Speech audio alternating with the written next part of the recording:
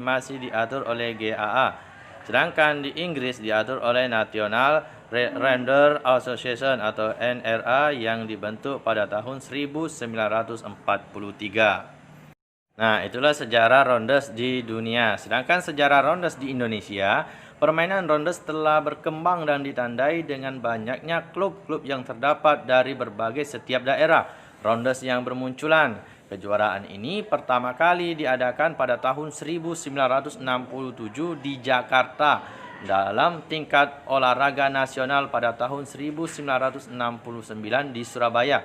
Nah, sampailah sekarang ini sudah setiap daerah telah mengadakan perlombaan ini. Nah, permainan rondes ini mirip dengan permainan kasti, hanya bedanya adalah permainan kasti lapangannya berbentuk persegi panjang, sedangkan rondes, lapangan rondes itu berbentuk segi lima. Nah, berikutnya adalah teknik dasar permainan rondes. Permainan rondes ini sama dengan kasti, yaitu teknik dasarnya melempar, menangkap, memukul, dan berlari. Di sini adalah terdapat beberapa teknik dasar dalam permainan rondes, diantaranya melempar, menangkap, memukul, dan lari. Apa sih itu permainan rondes? Rondes adalah permainan atau olahraga bola kecil yang menyerupai permainan kastik, hanya saja caranya yang sedikit berbeda, dan permainan ini sering disebut sebagai baseball atau softball. Nah, itu adalah permainan rondes. Mirip dengan kasti, yang membedakannya adalah lapangan dan cara bermainnya lebih sedikit. Nah, kalau jumlah pemain sama dan teknik dasarnya itu kurang lebih sama. Nah, selanjutnya adalah cara melempar bola. Cara melempar bola pada permainan rondes ada teknik-tekniknya. Teknik ini perlu dikuasai dengan baik dan benar agar mendapatkan lemparan yang sempurna. Adapun jenis lemparan itu dapat dibagi menjadi 3, yaitu sebagai berikut, nanti akan di sebelahnya. Kalau mau melihat cara melempar, ini ada gambar di samping. Kalian perhatikan bagaimana cara mereka melakukan lemparan rondes. Nah, inilah teknik yang pertama melakukan lemparan, yaitu lemparan melambung. Lemparan melambung biasanya digunakan untuk lemparan yang berjarak jauh. Lemparan ini memerlukan tenaga yang cukup besar karena bola harus jauh dan tinggi. Cara melakukan lemparan melambung yaitu sebagai berikut. 1. Bola dipegang dengan posisi tangan atau jari-jari dengan benar. 2. Ayunkan tangan yang memegang bola sambil kaki melangkah secara bersamaan. 3. Berat badan bertumpu pada kaki depan. Yang keempat, ambil awalan melempar badan sedikit condong ke belakang. Nah, ini adalah cara melempar bola melambung. Diperhatikan pada gambar, tangan ditaruh di atas, dan gunanya lemparan lambung ini untuk melakukan operan jarak jauh, ya. Mungkin sudah jelas penjelasan ini. Nanti kalau kurang jelas bisa diulangi slide berikutnya, oke? Jangan malas untuk mengulangi. Belajar dan belajar. Selanjutnya kita ke teknik melempar yang kedua, yaitu lemparan mendatar. Seperti gambar di samping, perhatikan ya. Lemparan bola mendatar adalah lemparan bola yang arah bolanya mendatar dan cepat. Lemparan ini dilakukan dengan mengayunkan tangan dari belakang ke depan sejajar dengan bahu. Gerakan melempar ini disertai dengan lecutan pergelangan tangan. Biasanya lemparan mendatar ini adalah lemparan untuk mematikan lawan atau melemparkan bola ke badan lawan. Ya, seperti itu ya. Lihat, perhatikan gambar yang di sampingnya. Itu adalah cara melakukan lemparan mendatar. Nah, selanjutnya teknik yang ketiga adalah lemparan bawah atau menyusur tanah. Lemparan bawah ini arah atau jalannya bola menyusur tanah. Lemparan jenis ini biasanya dilakukan dalam keadaan darurat dan dilakukan dengan cepat. Cara melakukan lemparan bawah sebagai berikut seperti gambar yang ada di samping ya. 1. Posisi badan sedikit membungkuk dan kedua kaki sedikit ditekuk. 2. Ayunan tangan dilakukan dari samping atas ke depan bawah. Kemudian Kan lemparan bola bawah ini disertai dengan lecutan tangan. Nah, perhatikan contoh di samping ini. Ini adalah lemparan bola bawah atau bola yang menyusur tanah. Tadi dilakukan apa? Dilakukan apabila keadaan darurat. Dilakukan dengan cepat juga agar susah untuk ditangkap oleh musuh atau lawan. Nah, selanjutnya kita ke bagian B, itu cara menangkap bola. Tadi sudah melempar, sekarang kita harus menangkap. Cara menangkap bola ada beberapa macam, tergantung dari datangnya bola. Namun secara garis besar, datangnya bola dapat dikelompokkan menjadi 3, yaitu yang pertama, bola yang datangnya langsung, ada bola yang datang melambung, dan ada bola yang datang bergulir di tanah. Kan contoh melempar bola tadi sudah ada, sekarang menangkap adalah salah satu teknik dasar yang kedua, yaitu pasangan antara melempar dan menangkap bola. Nah, selanjutnya ini adalah bagian cara menangkap bola. Yang pertama ada bola yang datangnya langsung. Nah, cara menangkapnya yaitu 1. Tangan diluruskan ke depan atau sedikit ditekuk pada pergelangan sikut. Sarung tangan atau glove menghadap ke arah datang bola dan tangan yang lain di samping glove. Apabila bola telah masuk ke glove, tangan yang lain segera menutup dan mengambil bola yang ada di dalamnya. Bola ini biasanya, bola datang langsung ini bola hasil pukulan dari regu pemukul yang ditangkap langsung. Nah, dan sarung tangan yang dipakai dalam menangkap seperti gambar di samping itu namanya glove, salah satu perlengkapan permainan rounders atau bisbol bisa juga, atau softball. Mirip-miriplah permainan tersebut.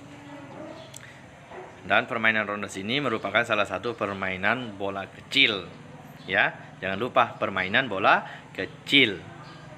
Berikutnya yang kedua adalah bola yang melambung. Seperti gambar di samping, itulah cara menangkapnya menggunakan glove. Cara menangkapnya yang pertama, bola ditangkap atau melebihi kepalanya.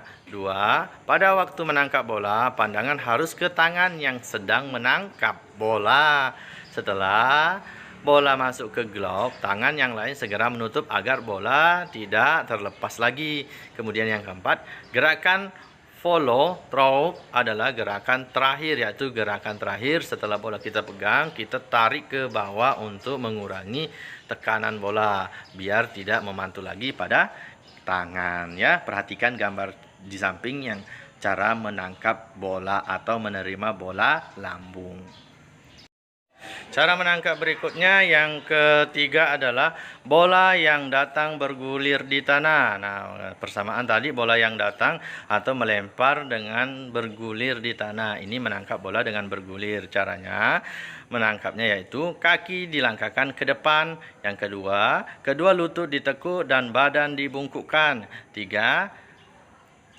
Tangan kiri di tanah yang memakai glove yang menghadap ke arah datangnya bola. Setelah bola masuk ke glove, tangan lain segera menutup dan mengambil bola yang ada di dalamnya agar bola tersebut tidak bergelinding lagi jauh dari kita. Nah, ini adalah pasangan dari melempar bola menyusur tanah dan pasangannya bola yang menangkap bola dengan bola yang bergulir di tanah, ya. Jangan malas belajar, harus kembali lagi seperti di belakang kalau kurang memahami lagi. Nah, teknik yang berikutnya yang ketiga itu cara memukul bola. Tadi sudah cara melempar bola, cara menangkap bola, sekarang cara memukul bola. Teknik memukul bola merupakan keterampilan yang perlu dipelajari dan dikuasai karena dengan pukulan yang baik kita dapat menguasai permainan. Nah, memukul bola terdiri atas 2 jenis pukulan. Yang pertama yaitu pukulan dengan ayunan atau swing, dan kedua pukulan tanpa ayunan atau bat. Pukulan tanpa ayunan atau bat adalah pukulan yang hanya menyentuhkan kayu pemukul dengan bola tanpa mengayunkan kayu pemukul. Pemukul hanya menunggu bola mengenai kayu pemukul sehingga pantulan bola, suatu teknik untuk mengelabui penjaga. Jadi bola pukulan tanpa ayunan itu untuk mengelabui penjaga yang ada di belakang kita. Bola hanya menyentuh pemukul, tidak dipukul secara keras, ya. Itu penjelasannya. Nanti ada gambar di samping untuk melihat cara memukul bola yang ada dua ini ya. Itu. Tunggu saja gambarnya, nanti akan keluar sendiri. Sudah siap dari tadi menunggu ya. Nah, ini tadi pukulan dengan ayunan. Alat pemukul diayun dari belakang ke depan sehingga nanti bola perkenaannya sangat kuat. Jadi bolanya bisa melambung jauh ke depan. Itu pemukulan dengan ayunan. Nah, sedangkan memukul bola tanpa ayunan, nah seperti gambar di samping, hanya ancang-ancang saja dan untuk mengelabui yang di belakang yang ingin menangkap bola sehingga bola hanya menyentuh pada pukulan tapi tidak terlalu keras. Nah, ini dipakai untuk mengelabui musuh-musuh mereka apabila mau mencetak poin lagi.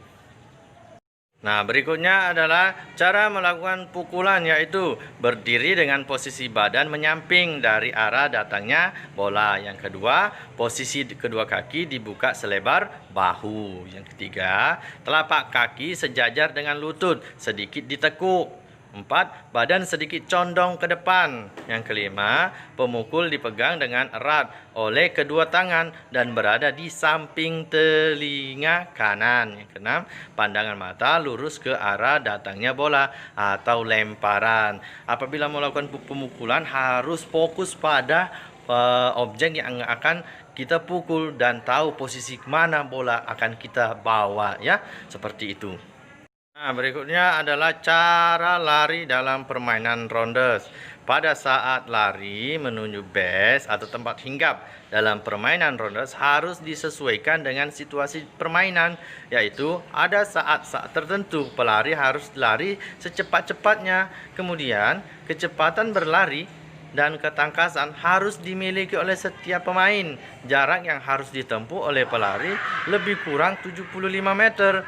Latihan lari dalam permainan rondes dapat dilakukan seperti pada latihan lari jarak pendek. Nah, latihan jarak pendek ini sering kan dalam atletik banyak lari. Nah, kemudian harus cepat dan lincah karena jarak yang tempuh kita lari itu adalah 75 meter ya. Nah, lihat apa saja sih yang harus dilatih lari dalam permainan rondes ini. Lihat ya. Nah, jangan kemana-mana. Harus belajar dengan rajin walaupun sekarang lagi di rumah, tidak boleh males. Nah, selanjutnya ini adalah latihan lari yang wajib dilatih. Itu yang pertama, latihan meningkatkan kecepatan berlari dan daya tahan seperti yang ada gambar di samping. Yang kedua, latihan berlari secepat-cepatnya dari base yang satu ke base yang lain. Kemudian, kita harus latihan untuk meningkatkan kekuatan otot perut, punggung, kaki, dan lengan latihan. Nah, selanjutnya latihan meluncur untuk menuju tempat hinggap seperti gambar yang paling bawah itu meluncur. Latihan menghindarkan diri dari ketikan atau sentuhan bola lawan. Nah, itu adalah gambar di samping itu meluncur. Mereka tidak mau terkena ketikan atau terkena bola, mereka meluncur ke tempat pemberhentian. Tempat pemberhentian itu namanya base ya.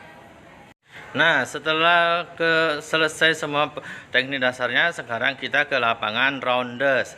Lapangan rondes itu berbentuk segi 5, beraturan dengan panjang tiap-tiap sisinya itu 15 meter. Di setiap sudut-sudutnya diberi bidah atau base berbentuk bujur sangkar. Nah, inilah bentuk lapangan rondes. Kalau lapangan bola kasti itu berbentuk persegi panjang, sedangkan rondes itu berbentuk persegi 5 ya.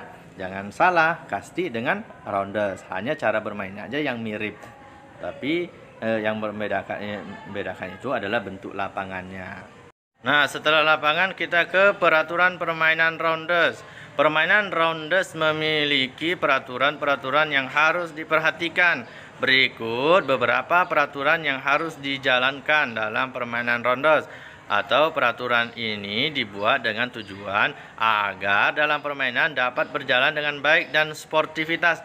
Tidak ada yang melakukan permainan secara curang sehingga tidak terkena diskualifikasi oleh wasit atau pemimpin permainan. Peraturan yang pertama adalah jumlah pemain Jumlah pemain rounders itu sama dengan permainan kasti, yaitu berjumlah 12 orang setiap regu dengan pemain cadangan sebanyak 6 orang. Nah, sama kasti 12 orang dan cadangannya juga 6 orang. Itulah sama permainan rounders, hanya membedakan tadi itu apa?